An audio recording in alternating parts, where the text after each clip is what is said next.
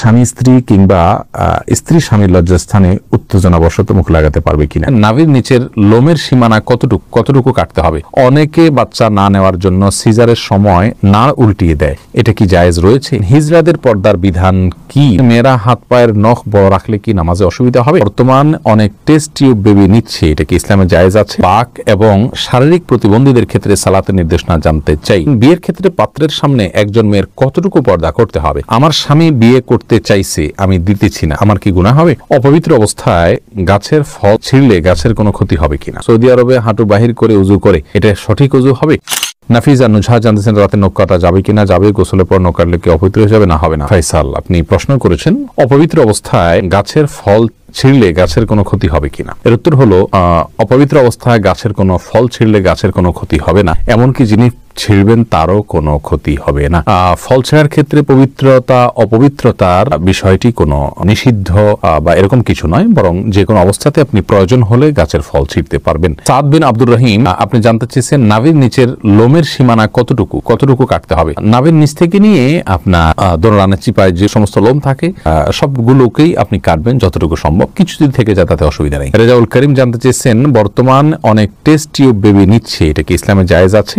Test tube baby, এটাতে ইসলামের মৌলিক নির্দেশনা হলো যদি স্বামী স্ত্রীর বীর্য এবং শুক্রাণু থাকে এবং আরো কিছু শর্ত আছে, সেক্ষেত্রে মৌলিকভাবে এটি জায়েজ রয়েছে যদি নিরুপায় ব্যক্তি হয় তার জন্য। জাকির কাজী জানতে চেয়েছেন কোন কারণে কবর পরিবর্তন করার বিধান কি? কবর পরিবর্তন করা যেতে পারে বিশেষ কোনো কারণে, আপনার কবরের উপরে হয়তো কোনো গৃহ বা মসজিদ সম্প্রসারণ করতে হচ্ছে, তাহলে সেক্ষেত্রে কবরে যিনি শায়িত আছেন তার ধ্বংসাবশেষকে কোনো একটা ব্যাগে বা কিছুতে নিয়ে অন্য সাধারণ কবরস্থানে একটা কবরে দাফন করে দেওয়া, এটা বিধিবদ্ধ, এটা নাজায়েজ বা গুনাহের কোনো কাজ নয়। তবে সেটা একান্ত প্রয়োজন হলে তখন যে কোনো হেনতন অজুহাতে এরকম করা যাবে না, এটা কবরের বাসীর প্রতি অসম্মান প্রদর্শন হবে সেক্ষেত্রে। তানজিম মিষ্টি জানতে চেয়েছেন মেয়েরা হাত পায়ের নখ বড় রাখলে কি নামাজে অসুবিধা হবে? নামাজ হয়ে যাবে যদি আপনি নখের ভেতরে চিপায় পানি পৌঁছাতে পারেন, তাহলে সেক্ষেত্রে নামাজ হয়ে যাবে, নামাজের কোনো সমস্যা নেই। তবে যদি ব্যাপারটি এরকম হয় যে নিচে পানি পৌঁছাচ্ছে না, অতিরিক্ত হওয়ার কারণে ময়লা জমে যাচ্ছে, তাহলে সেটা একে তো অনুচিত, দ্বিতীয়ত হলো যদি পানি না পৌঁছে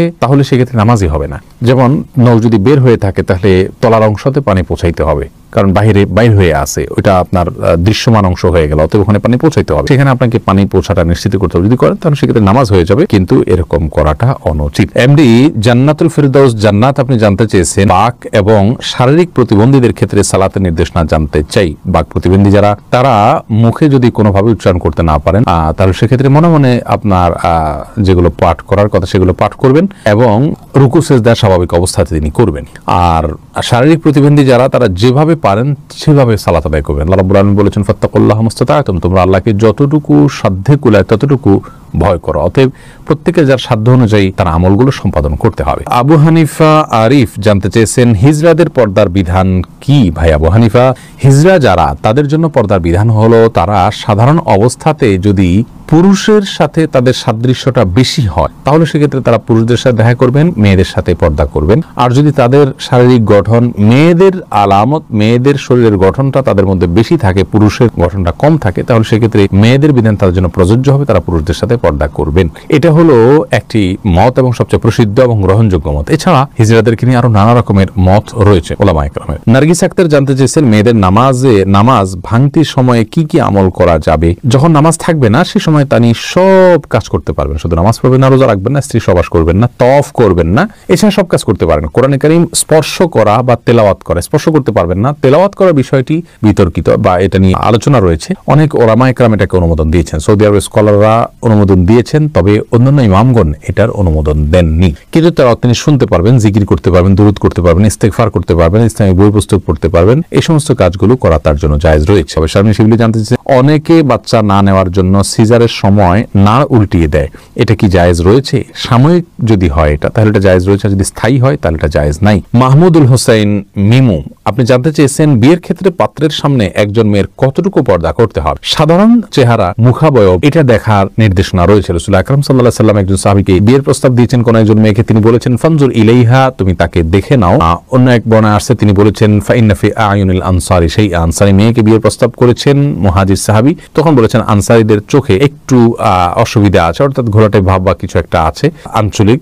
তখন তিনি বলেছেন যে তুমি দেখে নাও, তোমার ভালো লাগে তুমি করো। তো এখান থেকে বোঝা যায় যে সাধারণ যে অঙ্গগুলো আছে, হাত পা মুখ, এগুলো দেখবে। এর বাইরে এই প্রকাশ্য অঙ্গ ছাড়া তার অন্য কোনো অঙ্গ দেখতে যাবে না। চুল, মাথার চুল দেখতে পারে, এই জাতীয় বিষয়গুলো দেখবে, বাহ্যিক যে অঙ্গগুলো থাকে সেগুলো। মাহমুদুল্লাহ এই আইডি থেকে আপনি জানতে চেয়েছেন, আমার স্বামী বিয়ে করতে চাইছে, আমি দিতেছি না, আমার কি গুনাহ হবে? তাহলে পুরুষ আইডি থেকে কোনো বোন হয়তো প্রশ্ন করেছেন। দেখুন, আপনার স্বামী যদি বিয়ে করতে চান আর আপনি তাকে বিবাহ করতে না দেন, যৌক্তিক কারণে যদি মানা করেন, তাহলে তো ঠিক আছে। যেমন স্বামীর সেরকম আর্থিক সক্ষমতা নেই, শারীরিক সক্ষমতা নেই, বিবাহ করার মতো পরিবেশ তার জন্য নেই, তাহলে সেক্ষেত্রে আপনি বাধা দিতে পারেন। কিন্তু সেগুলো যদি তার থাকে, তাহলে সেক্ষেত্রে আপনার জন্য বাধা দেওয়া উচিত নয়। তবে হ্যাঁ, এই কারণে আপনার গুনাহ হবে আমি সেটা বলবো না। বাধা আপনি দিতে পারেন এই অর্থে যে আপনি সতীন চাচ্ছেন না, আপনি স্বামীর কাজের পরিণাম তাদের উভয়ের জন্য ভালো হবে না, সেই দৃষ্টিকোণ থেকে আপনি বাধা দিচ্ছেন, তাহলে আপনি দিতেই পারেন, গুনাহ হবে না। কিন্তু যদি আপনার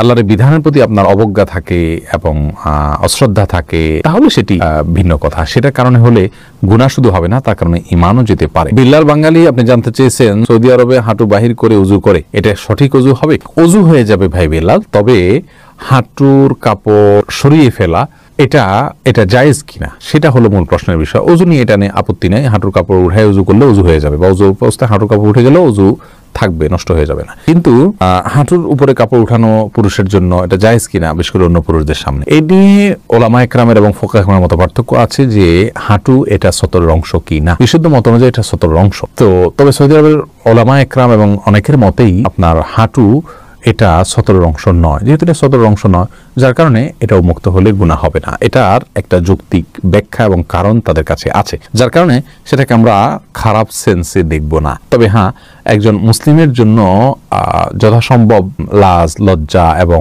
আপনার এই জাতীয় বিষয়গুলোর প্রতি খেয়াল রাখা উচিত, যাতে করে অন্যের সামনে তার ব্যক্তিত্ব রক্ষা হয়। ওসমান ইবনে আফফান রাদিয়াল্লাহু তাআলা আনহুর পায়ের গোছা পর্যন্ত কখনো দেখা যেত না। তিনি এতটা নিজেকে সংযত রাখতেন এবং কাপড় চোপড়ে আবৃত্তি করে রাখতেন। এটা এক ধরনের ভদ্রতা। যাই হোক, শরীয়তের বিধানের কথা বলতে গেলে যেহেতু একটা শরঈ ব্যাখ্যা রয়েছে তাদের কাছে, যার কারণে সেটাকে আমরা হারাম বা গুনাহ বলতে পারবো না। তারিয়া আলম আপনি জানতে চেয়েছেন, কেউ বদদোয়া করলে এই বদদোয়া কাটানোর জন্য কি করতে হবে? বদদোয়া কাটানোর কোনো সিস্টেম নেই। আল্লাহর কাছে ইস্তেগফার করবেন এবং চেষ্টা করবেন ভালো পথে থাকার জন্য, আল্লাহর কাছে আশ্রয় চাইবেন। এনাম জানতে চেয়েছেন, চিরকুমার থাকা কি জায়েজ আছে? না, চিরকুমার থাকা জায়েজ নাই, যদি কেউ এটাকে সওয়াবের কাজ মনে করেন। হ্যাঁ, দিনের কোনো কাজ, বড় কোনো দায়িত্ব পালন করতে গিয়ে, দিনের জ্ঞান অর্জন করতে গিয়ে তিনি বিয়ে করার সুযোগ পাচ্ছেন না, তাহলে সেটার জন্য জায়েজ রয়েছে, এইটুকু বলা যেতে পারে। তবে রাসূল করিম সাল্লাল্লাহু আলাইহি সাল্লাম বিবাহ না করে থাকার বিষয়টিকে সমালোচনা করেছেন এবং তিনি বলেছেন যে তোমরা বিবাহ করো, বিবাহ আমার সুন্নাহর অন্তর্ভুক্ত। এই জন্য বিবাহ করে, সংসার করে, তার ফাঁকে ফাঁকে ইবাদতবন্দি করা, ইলম শিক্ষা, সেটা হলো উচিত এবং উত্তম। রিজওয়ানুর রহমান হৃদয় জানতে চেয়েছেন, স্বামী স্ত্রী কিংবা স্ত্রী স্বামীর লজ্জাস্থানে উত্তেজনাবশত মুখ লাগাতে পারবে কিনা? এটা ঘৃণ্য কাজ ইসলামী শরীয়তে। এটি আর কিছু না হলো মাকরুহ, কমপক্ষে হারাম সরাসরি না হলো মাকরুহ, অপছন্দনীয় কাজ। এরপরে এমডি জাকির জানতে চেয়েছেন, দোকানে কি বিড়ি সিগারেট বিক্রি করা সম্পর্কে ইসলাম কি বলে? যদিও আমরা খাই না, আমরা বলেছি এই বিষয়ে একটা ভিডিও ক্লিপে। দোকানে বিড়ি সিগারেট রেখে বিক্রি করলে সেই উপার্জিত অর্থ আমাদের জন্য হালাল হবে না। যদি কেউ দোকানে বিড়ি সিগারেট না রেখে দোকানদারি করতে পারেন, সেটা হবে সবচেয়ে ভালো। আর যদি এটা না রেখে তিনি তা কোনো উপায় না থাকে, তাহলে সেক্ষেত্রে এইটার উপার্জনের টাকাটাকে তিনি আলাদা করে রাখবেন, সেটা তিনি ভক্ষণ করবেন না এবং সেটা তিনি দান করে দিবেন সওয়াবে নিয়ত করা ছাড়া। এটা হলো তার নিষ্কৃতির উপায়। আর সাধারণ অবস্থাতে বিড়ি সিগারেট বিক্রি করা জায়েজ নেই, কারণ এটা অন্যায় কাজে সহযোগিতা করার শামিল।